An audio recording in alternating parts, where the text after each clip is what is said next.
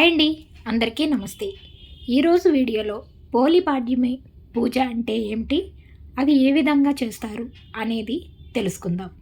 కార్తీక మాసంలో ఏ రోజు దీపాన్ని వెలిగించకపోయినా ఈ రోజున 30 ఒత్తులతో దీపం వెలిగించి నీటిలో వదిలితే ఆ మాసమంతా దీపారాధన చేసిన పుణ్యం వస్తుంది.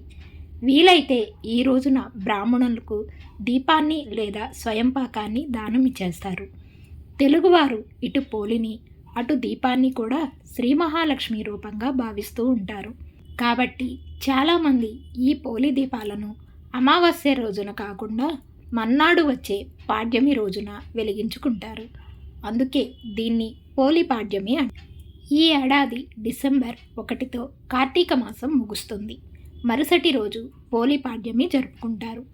తర్వాత నుంచి మార్గశిర మాసం ప్రారంభమవుతుంది.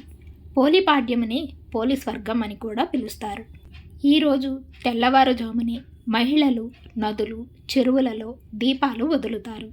దీపదానం కూడా చేస్తారు. చివరి రోజున శివాలయానికి వెళ్ళి శివునికి అభిషేకాలు పూజలు చేస్తారు.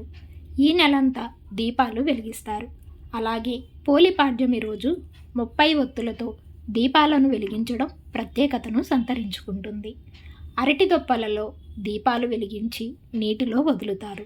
అలా చేసిన తర్వాత 3 సార్లు నీటిని తోస్తూ నమస్కరించుకొని పోలి సర్గం కథ వింటారు. ఫ్రెండ్స్, ఈ వీడియో కనుక మీకు నచ్చితే తప్పకుండా లైక్ చేసి సబ్స్క్రైబ్ చేయండి. Thanks for watching.